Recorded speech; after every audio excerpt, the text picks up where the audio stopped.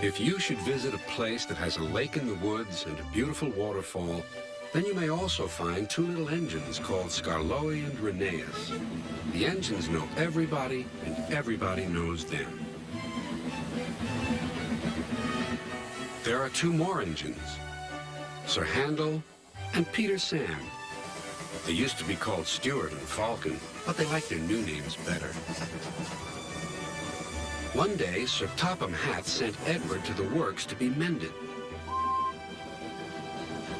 A big surprise awaited Edward. It's Skarloey. What's he doing here? Skarloey was pleased to see Edward.